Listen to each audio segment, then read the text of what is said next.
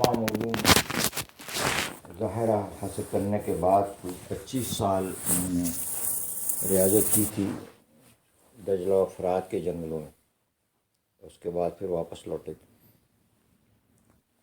تو اپنے وہ فرماتے ہیں کہ میرے دل پہ یہ القاء ہوا، اللہ تعالیٰ کی طرف سے یہ بات آئی، خانقاہ میں تھی کہ عبدالقادر بہت ساری ہماری نعمتیں ہیں، تم کو کون سی نعمت، ایک نعمت ہم تم کو دیں گے اور بھرپور دیں گے.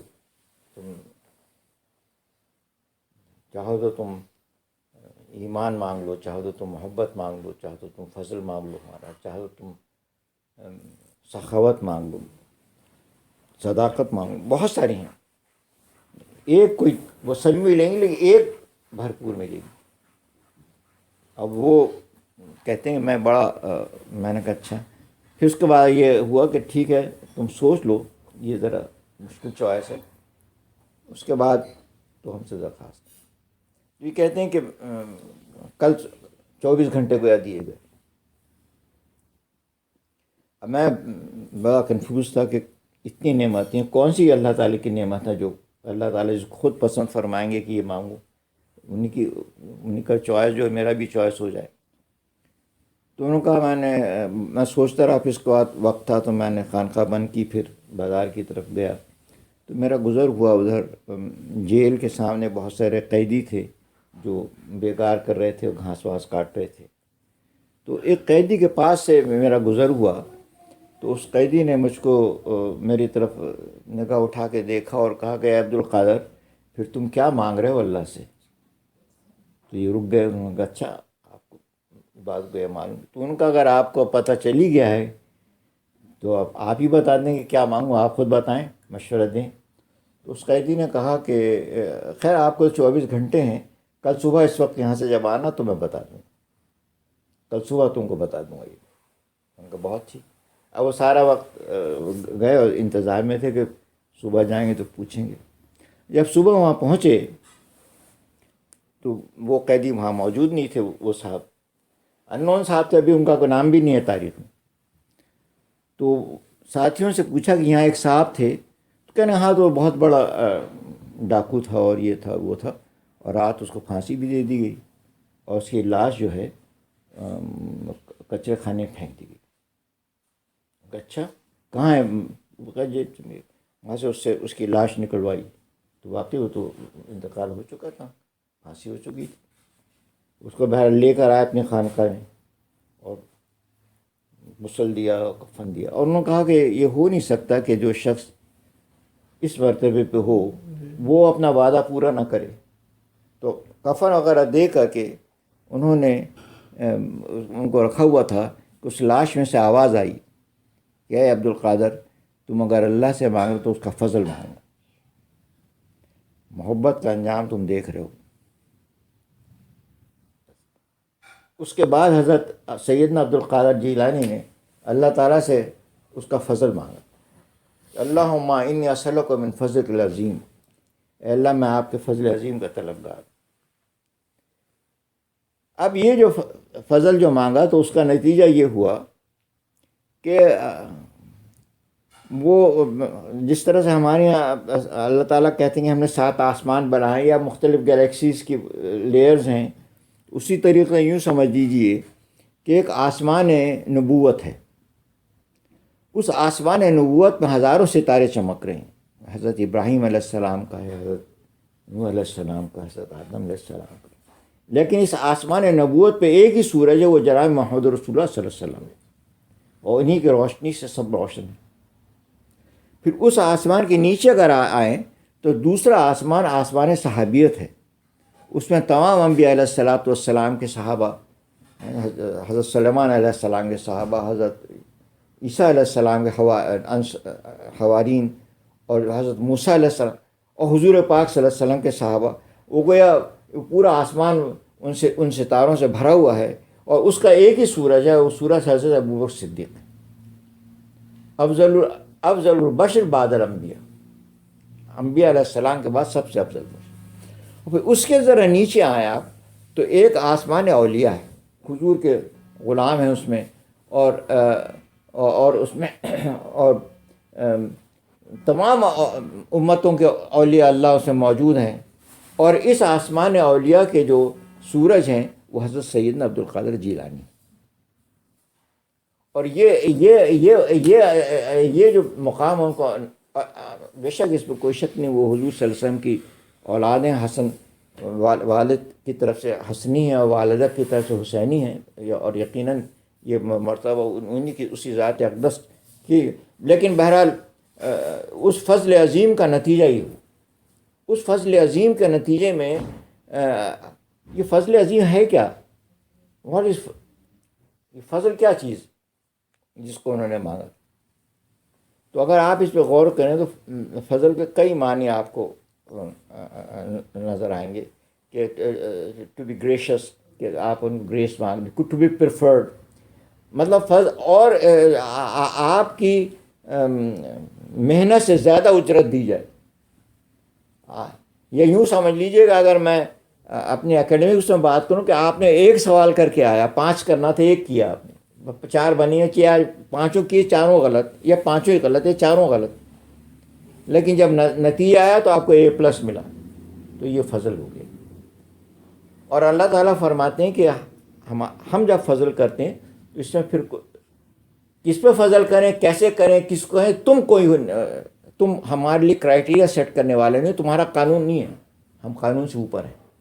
یعنی اگر ایک ممتحن ایک ہی سوال جس نے کیا اس کو پورے نمبر دے تو آپ کہیں گے یار یہ میرٹ پہ کام، یہ تو میرے لیے تو ٹھیک ہے.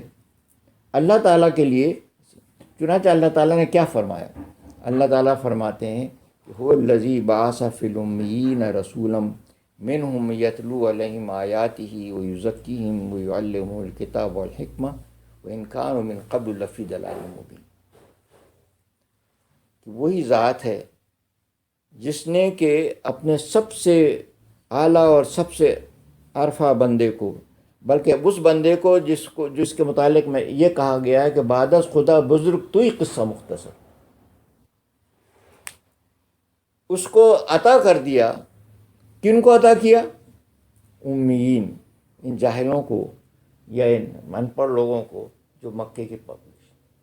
اب ذرا غور فرمائے فضل، اور اس کے بعد کیوں آیت اس کے بعد فرماتے ہیں ذالک فضل اللہ یؤتیہ من یشاء واللہ ذو الفضل العظیم. اور یہ عطا کر دینا جو تھا اللہ کا فضل تھا، یہ میرٹ پہ بات نہیں ہوئی ہے.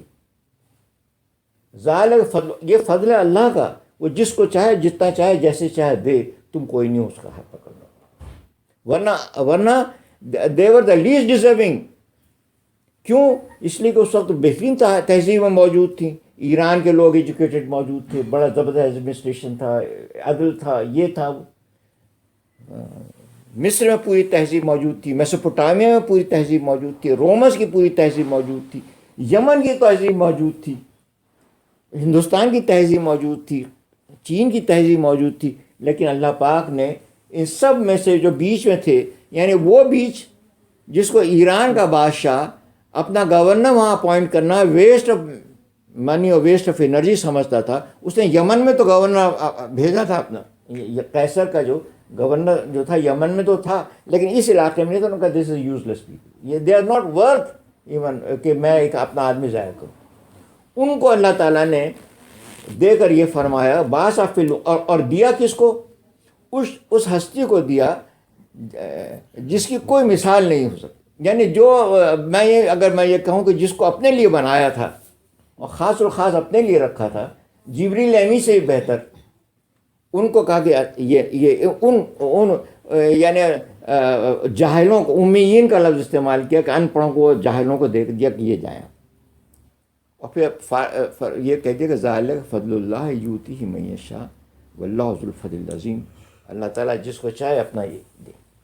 اب اس فضل کے، اچھا ویسے یہ بھی میں آپ سے بتا دوں کہ حضور پاک صلی اللہ علیہ وسلم کو جو مقام دیا تو وہ بھی فرمایا کہ ان فضلہ کان علیک کبیرہ، اے پیغمبر تم پہ ہمارا بہت بڑا فضل ہے. یہ جو ہم نے آپ کو سلیکٹ کیا، تو وہ طائف والوں نے کہا تھا کہ یہ اللہ میاں کو کیا بس یہ رہ گئے تھے یتیم اپنا نبی بنانے کے لیے. یعنی یہ قریتین عظیم 25 سپارے میں ہے یہ آیت کہ ان کو اور علمیہ کو اس شہر سے کوئی اور لوگ نہیں ملے تھے. تو اللہ پاک اہم رحمت ربک، یہ ہیں جو اللہ میری رحمت کو ڈسٹریبیوٹ کریں گے، میں فیصلہ کروں گا میں کس کو نوازوں کس کو نہیں. تو یہ ہے فضل. اب اس فضل کا نتیجہ کیا ہوا وہ آپ کے سامنے ہے. وہ قوم جو اس قابل بھی نہیں تھی کہ اس پر حکومت کی جائے، 500-400 سال انہوں نے ساری دنیا پہ حکومت کی. اسپین پہ انہوں نے 800 سال حکومت کی، بغداد میں انہوں نے حکومت کی، وہ زبردست تیزی. اور پھر یہ حکومت کو چھوڑ دیجئے، اقتدار کو چھوڑ دیجئے، ایک سے ایک عالم یعنی اہل دانش، یعنی جناب علی مرتضیٰ علم کا سمندر، جناب عمر فاروق، ان سے بہتر اسٹیٹسمین کوئی نہیں. یعنی گاندھی جیسے شخص نے بھی جب انڈیپینڈنس ہوئی 47 کے اندر، تو اس نے نہرو کو اور پٹیل وغیرہ کو یہ بلا کہا کہ دیکھو اب تم کو حکومت ملی ہے تو تم ایسی حکومت کرنا جیسے ابو بکر عمر نے کی تھی. یہ گاندھی کا قول ریزرو ہے، اس طرح سے حکومت کرنا. انہوں نے ہی مانا اس کو. اور بھی میں آپ کو بڑا انٹرسٹنگ میں نے قصہ پڑھا، مجھے بڑی حیرت ہوئی کہ حضرت علی رضی اللہ عنہ کے دانش پہ، حضرت امیر المومنین تھے، تو 3 بھائی آئے اور انہوں نے کہا کہ ہمارا مسئلہ آپ حل فرمائیں. انہوں نے کیا بات ہے؟ انہوں نے کہا کہ ہمارے والد نے 17 اونٹ چھوڑے ہیں، ہمارے والد صاحب نے 17 اونٹ چھوڑے ہیں، اور وصیت کر کے گئے ہیں کہ جو بڑا بھائی ہے اس کو آدھے دے دینا، اور جو چھوٹا بھائی ہے اس کے بعد جو ہے اس کو 1/3 دے دینا، اور جو سب سے آخر ہے اس کو 1/9 دے دیں. اب 17 اونٹ ہیں اور وہ جھگڑا ہو گیا آپس میں، اس لیے کہ وہ اگر آدھے کے معنی 8.5 بنتے ہیں تو پھر اونٹ کو کاٹا جائے، کیا کیا جائے. یہ تو اس نے بڑی مصیبت ڈال دی ہے. تو حضرت علی رضی اللہ تعالیٰ عنہ نے یہ ان کے دانش کا میں دیکھ رہا تھا، انہوں نے کہا اچھا ایسا کریں، تمہارے 17 اونٹ دیے تو ایک میری طرف سے لے لو، اچھا کر لو اس کو، اور اب میں ڈیوائڈ کر دیتا ہوں. تو اچھا اب تمہارے کتنے ہوئے؟ انہوں نے کہا تمہارے آدھے ہوئے تو 9 تمہارے ہو گئے، جاؤ 9 اونٹ تم لے لو. تمہارے کتنے ہیں؟ تم 1/3 ہیں، تو 3 چھکے 18، تمہارے 6 ہو گئے. ہاں ہو گئے نا. اور تمہارے 1/9 ہے تو 9 دو 18، 2 تمہارے ہو گئے. تو اب کتنے تمہارے بنے؟ 9 اور 6 15 اور 2 17 اونٹ تمہیں، 1 اونٹ میرا واپس کر دو. یہ جناب علی کس یونیورسٹی سے ایجوکیٹڈ، کہاں سے انصاف سیکھا تھا؟ تو یہ ظالم فضل عظیم کا وہ 17 ان کا قصہ بھی ختم گیا، ان کا اونٹ بھی کو واپس مل گیا. اور یہ میں بڑی حیرت ہے کہ وہ ایڈیشن کے تو 17 ہی بنتے ہیں ان کے. خیر یہ تو ایک میں نے مثال آپ کو دی. ذالک فضل اللہ یؤتی من یشاء واللہ. اور اس اتنا اب آپ سوچ بھی نہیں سکتے ہیں کہ اس فضل عظیم کا ابھی بھی سلسلہ چل رہا ہے. آج بھی اس جگہ پہ ملینوں کے حساب سے لوگ آ رہے ہیں جاتے ہیں. ذالک فضل اللہ یؤتی من یشاء. تو حضرت ان سے کہا تھا کہ تم اللہ سے فضل مانگنا، اس لیے کہ فضل کے معنی ہوتے ہیں گریس مارکس. جب گریس مارکس ہوتے ہیں تو اس کے اندر پھر آپ کا کریڈٹ نہیں بنتا ہے، یہ تو آپ کی مہربانی. پھر آج میں یہ نہیں کہتا کہ میں نے نماز پڑھی، یہ کہ میں نے یہ کیا، لا حول ولا قوت، آپ کی مہربانی ہے، میں کیا اس قابل. تو اسی لیے آپ نے دیکھا کہ اس فضل کا کام یہ ہوا کہ جب حضرت سیدنا عبدالقادر جیلانی بہت مرتبے میں بڑھے اور عبادت میں ایک بار تہجد کے لیے اٹھے، تہجد اندھیرا تھا بالکل، ایک دم نور آیا. اگر ہم مجھ جیسے کہوں تو ہم تو دماغ چکرا جائیں، ہم تو ذرا سے خواب آ جاتے تو ہم خوش ہو جاتے ہیں. نور سے پورا کمرہ بھر گیا.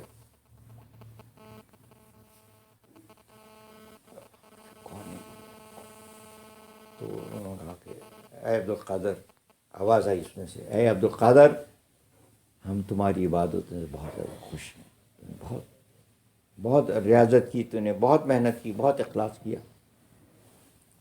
تو الحمدللہ.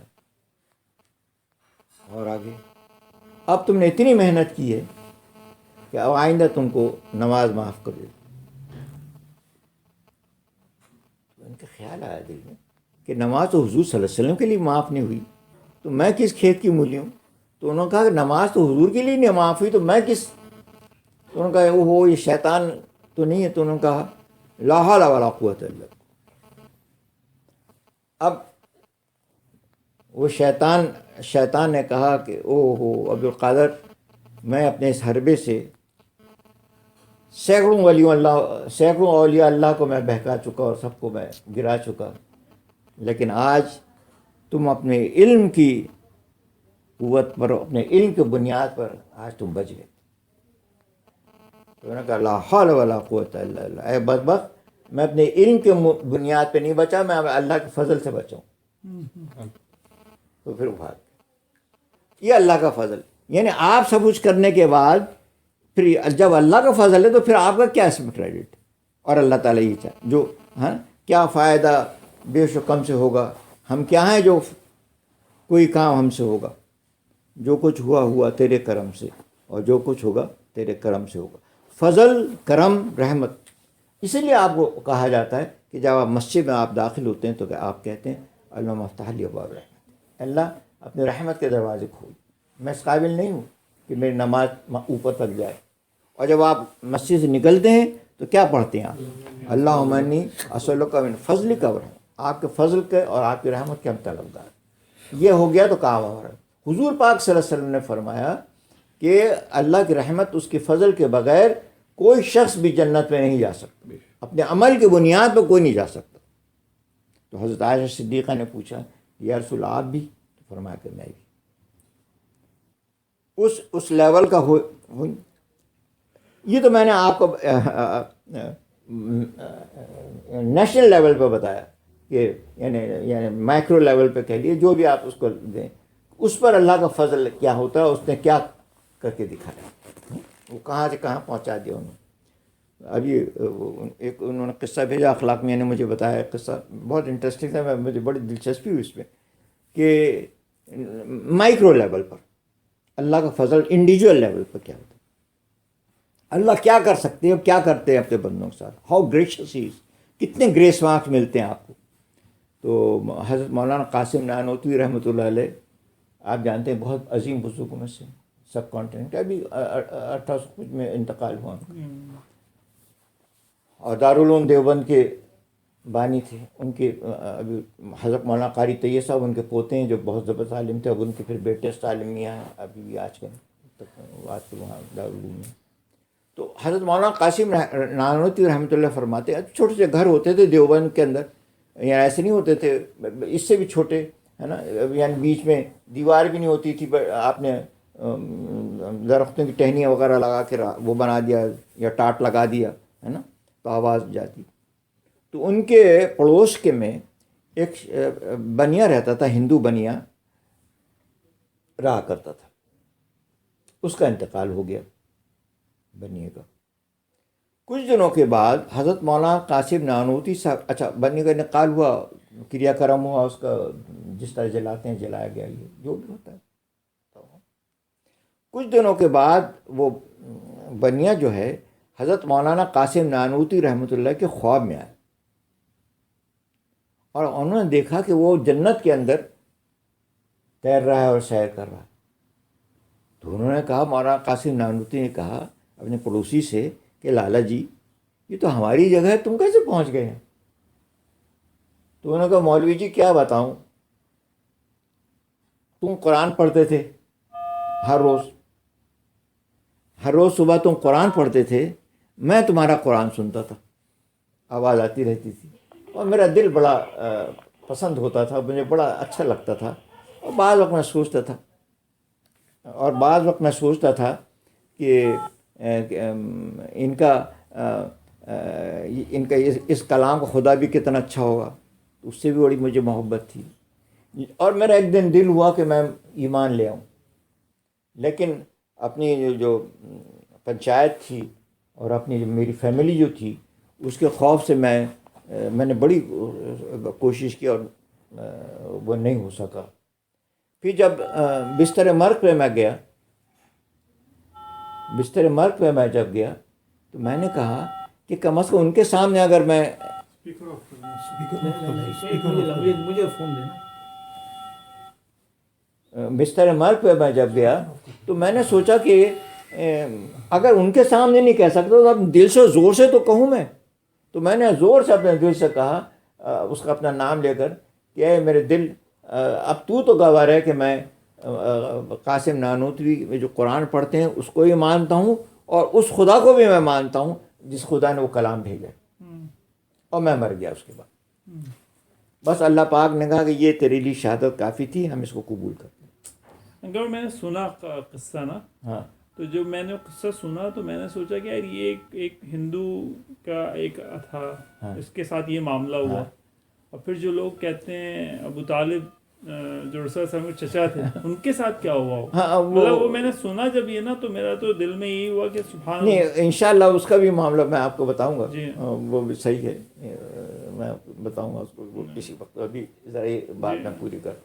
تو بہرحال میں آپ سے عرض یہ کر رہا ہوں کہ اللہم انی اسألک من فضلک العظیم.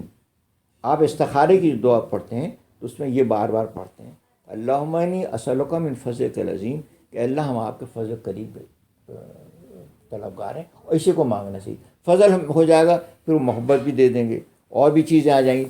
اور یہ سب چیزیں جب فضل کے ساتھ آئیں گی تو پھر اس میں آدمی کی میں ختم ہو جائے گی کہ میں نے کیا یا میں نے نماز پڑھی، وہ پھر میں ختم ہو جائے گی. یہ آپ کی مہربانی ہے آپ کا. خیر، سیدنا عبد القادر جیلانی رحمۃ اللہ علیہ کو پھر اللہ نے اس مقام میں پہنچایا کہ بس میں کیا بتاؤں آپ سے، میں تو حیران رہ گیا. 50 سال کی جب عمر ہوئی ان کی تو فرماتے ہیں کہ میں غنودگی کا عالم، دوپہر کے تھا، نیند بھی تھی کچھ نہیں بھی تھی. ہاں، کوئی نیند بھی تھی کچھ نہیں بھی تھی. اپنے مدرسے میں، مدرسہ ان کا جو تھا اپنے، اچھا عالم بہت بڑے تھے، حضرت حماد کا جو اسی انہی کا مدرسہ ہو گیا تھا. عالم بہت بڑے تھے، 13 سبجیکٹ پڑھاتے تھے دین کے. صبح درس قرآن دیتے تھے، بعد میں درس حدیث دیتے تھے، پھر کمپیریٹو ریلیجن پہ الگ درس ہوتا تھا، پھر تزکیے پہ الگ ہوتا تھا، اور بہت زبردست فقہ پہ الگ ہوتا تھا. یہ فقہ کے بھی امام تھے، حدیث کے بھی امام تھے، اور فہم قرآن کے بھی امام تھے. تو 50 سال کی عمر جب ہوئی ان کی، یعنی 461 ہجری میں پیدا ہوئے، اس میں 50 سال اور جوڑ لیجیے آپ تو گویا 510 کے اندر حضور پاک صلی اللہ علیہ وسلم خواب میں تشریف لائے. دوپہر کے وقت خواب تھا، جو بھی کیفیت تھی، اور انہوں نے کہا کہ اے میرے بیٹے، حضور صلی اللہ علیہ وسلم کے بیٹے تھے نا، حسن یا حسینی تھے، کہ تم کیوں نہیں لوگوں کو مستفید کرتے ہو اپنی تقریر سے؟ تو ان کا یا رسول اللہ صلی اللہ علیہ وسلم، میں ہوں فارسی اجمی ہوں، اور یہاں یہاں کے لوگوں کی جو زبان ہے بہت فصیح اور بلیغ عربی ہے، تو میری تو بھت اڑ جائے گی. یہاں بغداد میں تھے نا، بغداد میں وہ تو وہ نہیں ڈالیں گے. تو انہوں نے فرمایا کہ رسول اللہ صلی اللہ علیہ وسلم نے اپنا لعاب دہن میرے منہ میں ڈال دیا. ان کا جاؤ. اس کے بعد انہوں نے تقریر شروع کی. اچھا، یہ پہلا نہیں واقعہ، میں نے اور بھی، میں حضرت جنید بغدادی کا واقعہ پڑھ رہا تھا. اس کے اندر یعنی میں نے جیسے کہ پچھلی بار کہا تھا آپ سے کہ آپ ریاضت کر کے اور محنت کر کے اس لیول پہ پہنچ جاتے ہیں کہ اللہ تعالیٰ یا ان کے رسول صلی اللہ علیہ وسلم پھر آپ کہتے ہیں کہ ہم ان سے کام لیں گے. یعنی پھر وہ خود پلان کرتے ہیں آپ کے لیے، اور آپ کے it is bound to succeed. وہ میں نے آپ سے کہا تھا نا مجھے صاحب وہ بھی اس مقام پہ. تو میں نے حضرت جنید بغدادی کے متعلق بھی یہ بات پڑھی. یہ اخلاق بابا کے پاس کتاب ہے، وہ تذکرۃ اولیاء، جسے اے جے اربری نے ٹرانسلیٹ کیا ہے. وہ کتاب میں پڑھ رہا تھا، میں بڑا حیران ہوا اس میں. اور وہ بہت مستند، اس میں استناد کے ساتھ کہ حضرت سر شختی رحمۃ اللہ جو ان کے ماموں تھے، ان کی تربیت میں تھے. بے تحاشا ریاضت کی، اتنی ریاضت کی کہ اللہ کو پیارے، اللہ تعالیٰ، بلکہ ولی کی جو ڈیفینیشن اس میں یہی ہے کہ ولی وہ ہوتا ہے جو اللہ سے بے انتہا محبت کرتا ہے اور اللہ اس سے محبت کرتا ہے، برابر کی ہوتی ہے. رضی اللہ عنہ و رضوان، اللہ بھی مجھ سے راضی، وہ بھی اللہ سے راضی. تو خیر، تو حضرت جنید بغدادی کا میں نے سنا تو حضرت جنید بغدادی رحمۃ اللہ علیہ کے خواب میں حضور صلی اللہ علیہ وسلم تشریف لائے. انہوں نے کہا کیوں نہیں تم لوگوں کو واعظ کرتے ہو، تقریریں کرتے ہو؟ ان کے یا رسول اللہ. تو صبح اٹھے تو یہ خواب سو کے اٹھے، تو اب انہوں نے کہا جب اپنے ماموں کے پاس جاتا ہوں، سر سخت رحمۃ انہیں سے تربیت حاصل کی تھی، تو ان سے پوچھ لوں گا میں کہ کیا اس کا بندوبست کیا جائے، حضور کا حکم ہے. تو وہ حضرت جنید بغدادی فرماتے ہیں کہ جیسے ہی میں نے باہر جانے کے لیے دروازہ کھولا تو دیکھا سر شکتی موجود تھے وہاں دروازے پر. انہوں نے کہا ہاں کیا نام؟ سری سین قاف تو یہ شکتی، سری سین رے یہ اور رے پہ تشدید، سری شکتی. وہ ان کے وہ تھے، ماموں تھے یا انکل تھے. تو وہ موجود تھے. تو انہوں نے کہا جنید کہاں جا رہے ہو؟ کل میں آپ ہی سے ملنے جا رہا تھا. ان کا بات تم کو سمجھ میں آ گئی تمہیں؟ تو انہوں نے کہا کیا بات؟ انہوں نے کہا یہ کہ اب حضور نے تم کو حکم دیا کہ تقریر کرو. تو انہوں نے کہا کہ آپ کو کیسے معلوم ہو گیا؟ یہ خواب تو میں نے دیکھا ہے.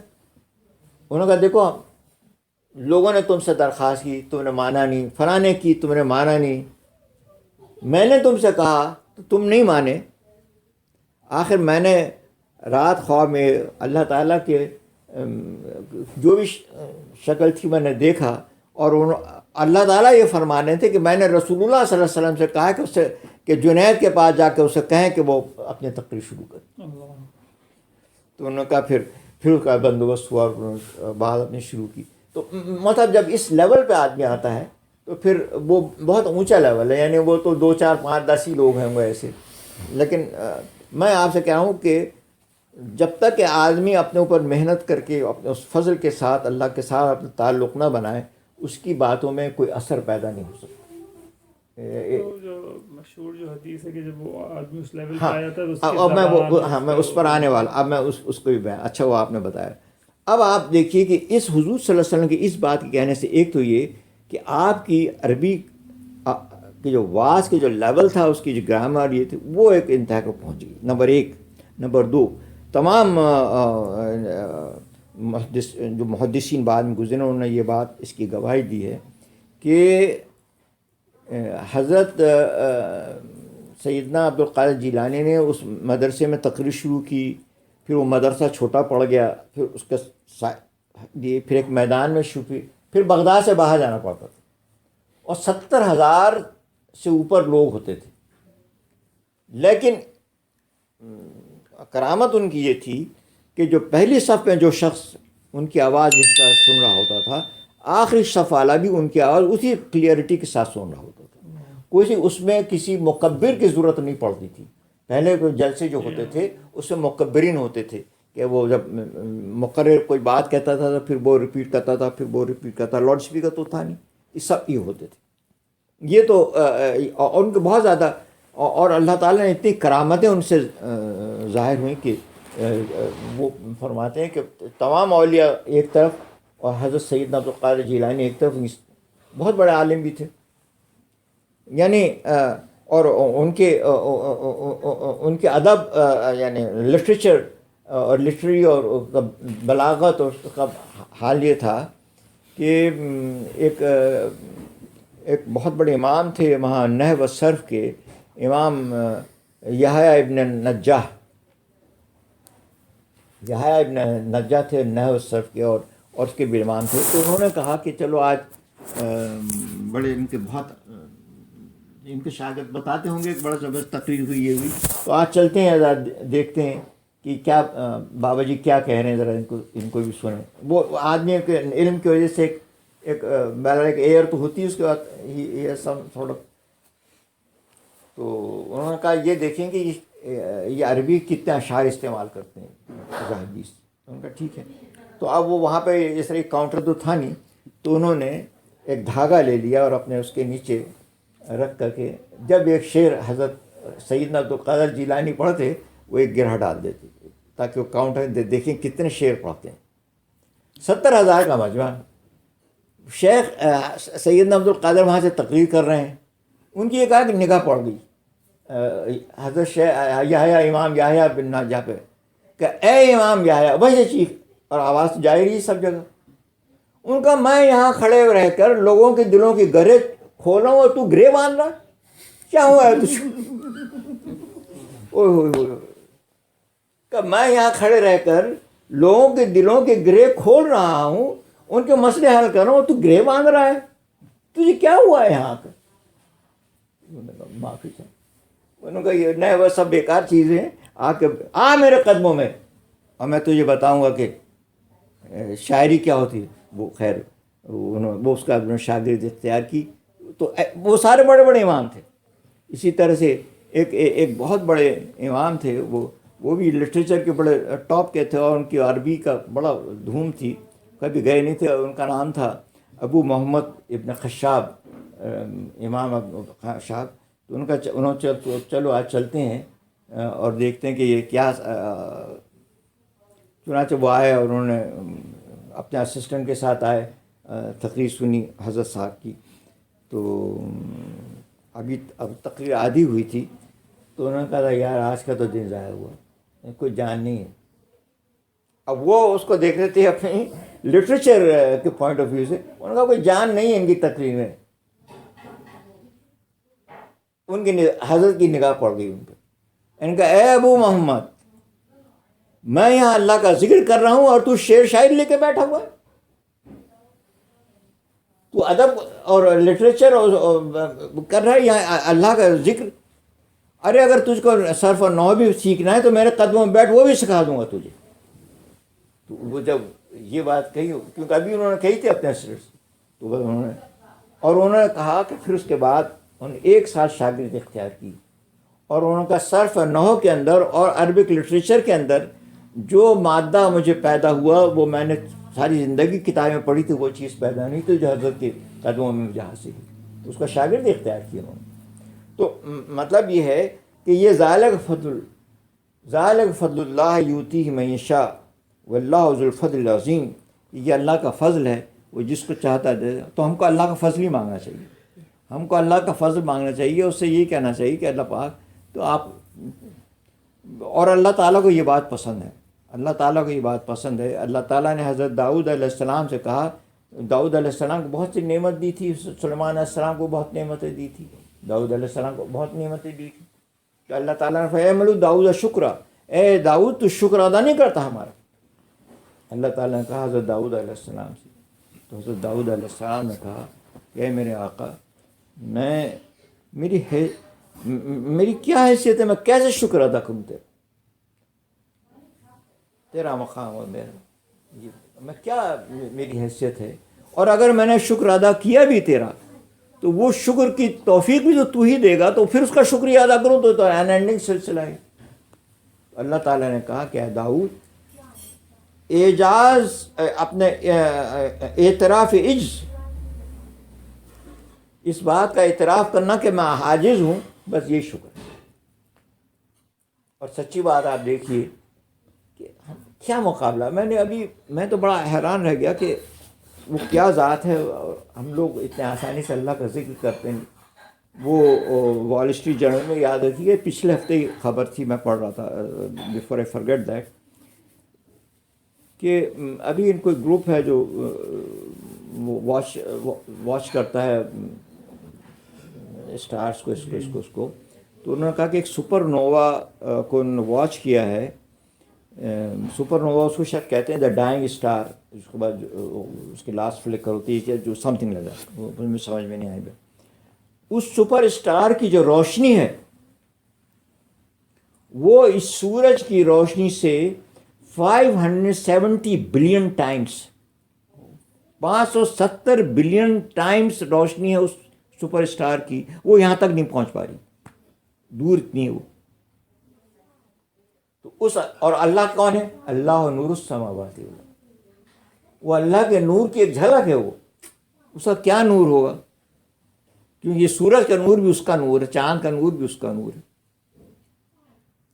اور پھر میں نے سوچا کہ جب اللہ کی شان یہ ہے تو اس پیغمبر عظیم صلی اللہ علیہ وسلم کا کیا مقام ہوگا جو اس کے سامنے قاب قوسین میں چلے گئے. 570 ملین ٹائمز اس کی روشنی ہے جو سپر نووا کی، جو آپ ہم نے معلوم کی ہے.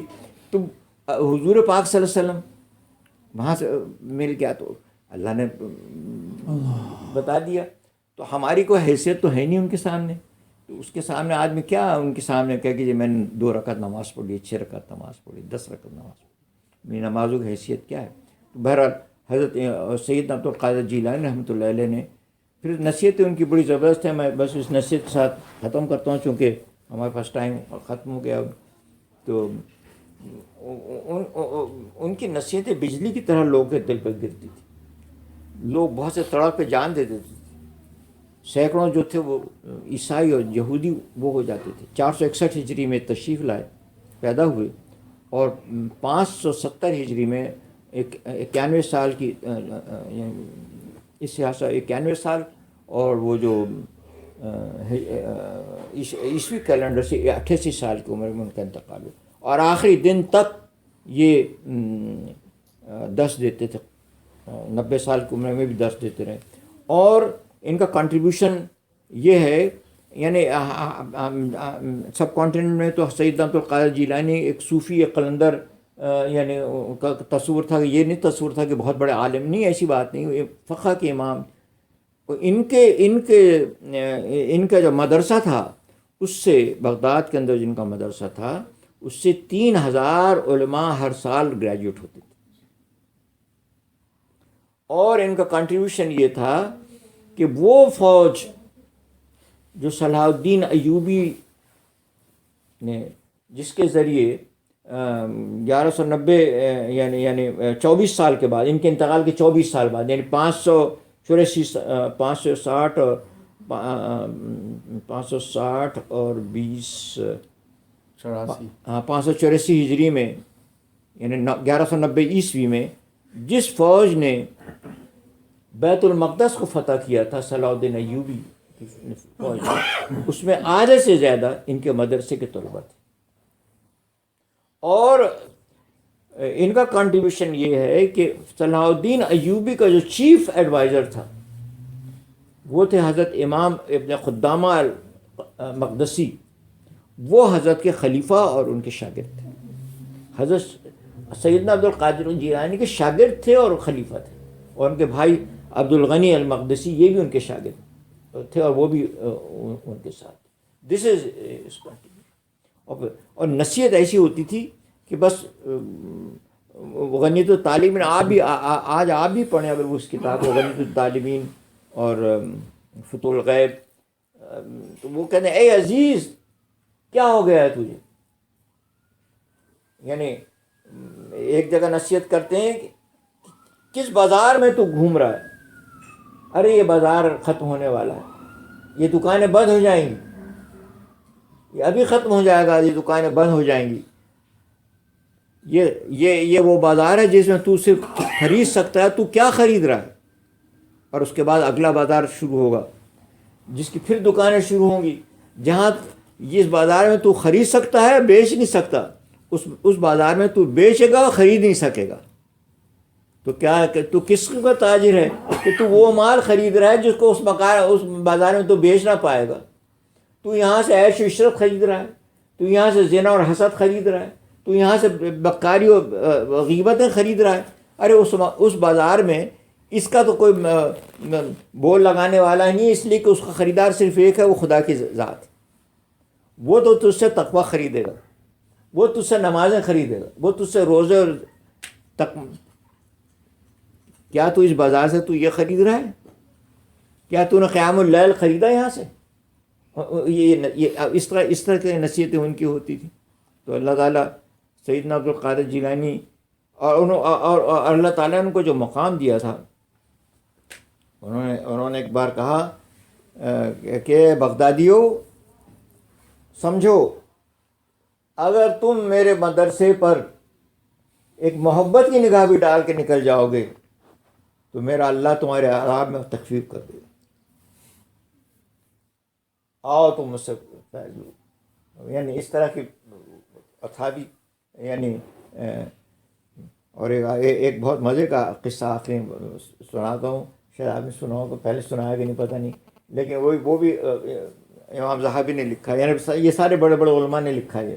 امام ابن تیمیہ اپنی کتاب جو استقامہ ہے ان کی کتاب، اس جس کو یہ سمجھتے ہیں کہ سلفی ہیں، وہ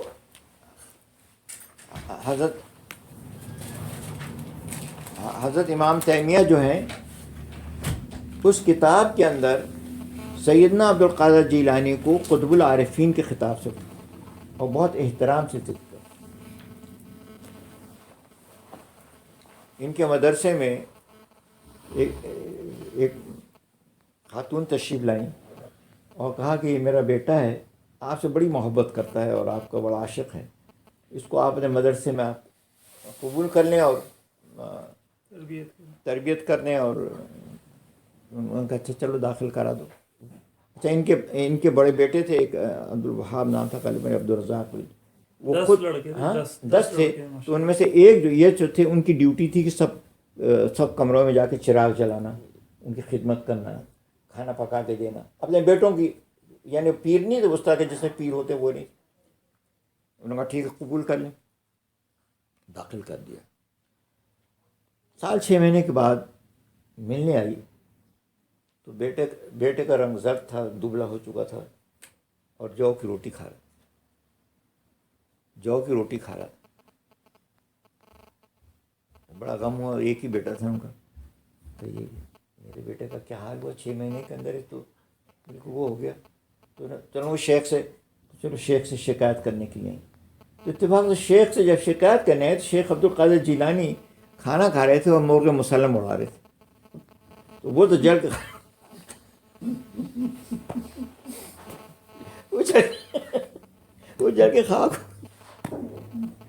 اس نے کہا شیخ میرا بیٹا تو زرد ہو گیا جو کی روٹیاں کھا کر، اور آپ مرغ مسلم اڑا رہے۔ تو حضرت شیخ عبد القادر جیلانی نے کہا بیوی بیٹھ جا اپنا کھانا پورا کیا۔ اچھا وہ کھانا کھاتے تھے اور ہڈیاں جو تھی ایک طرف جمع کر رہے تھے۔ جب کھانا کھا لیا تو انہوں نے کہا ہاں، تو انہوں نے کہا کہ میں نے بیٹے کو اس لیے تو آپ کے پاس نہیں بھیجا تھا کہ آپ اس کو سکھا کے مار دیں گے اور یہ کر دیں گے وہ کر دیں گے۔ انہوں نے کہا کہ جو تزکیے کا جو سفر ہے وہ اسی طرح شروع ہوتا ہے، اور پھر یہ کہہ کر وہ ہڈیاں جو تھیں اس کو طرف دیکھا، قم باذن اللہ کے حکم میں کھڑے ہو جاؤ۔ تو وہ بڑھیا نے دیکھا کہ وہ ہڈیاں جوڑیں اور جوڑ کے پھر وہ مرغا بن گئی۔ تو انہوں نے کہا دیکھ بی بی، جو کی روٹی شروع کرے گا تو وہ جب میرے مقام پہ پہنچ جائے گا پھر مرغا بھی کھائے گا، لیکن اگر ابھی اس نے مرغا کھا لیا تو پھر آگے نہیں سفر کر سکتا، اس لیے اس کو کھانے دے اور رہنے دے، جیسا ہے سفر کرنے دے۔ یہ ان تکالیف سے اور ان سے گزرے گا تو پھر اس مقام پہ پہنچے گا، تو اس پہ صبر کر اور تو جا، اس کو میرے ذمہ چھوڑ دے تو۔ اب یہ کوئی عام آدمی نہیں کر سکتا یہ بات، وہ تو کوئی اور ہوتا تو وہی سے گھبرا جاتا کہ وہ اس نے پکڑ لیا، وہ جو روٹی کھا رہا ہے مولوی صاحب جو مرغ مسلم اڑا رہے ہیں، ہے نا، تو وہ کوئی اور مسئلہ ہوتا۔ لیکن آخر دیکھیے ہم کو اللہ تعالیٰ ان سے محبت نصیب فرمائے ان کی، اور ان کے ساتھ ہمیں تعلق نصیب فرمائے، اور آج کی مجلس میں آپ تمام بھائیوں کی حاضری قبول فرمائیں۔ آج ان کے لیے جو رزق کا بندوبست کیا گیا ہے اللہ پاک اس کو بھی انتہائی درجے میں قبول فرما، اور اس کے لیے ہمیں ہماری مغفرت کا ذریعہ بنا، اور ان کی محبت کا ان کو ذریعہ بنا۔ وآخر دعوانا الحمدللہ رب العالمین۔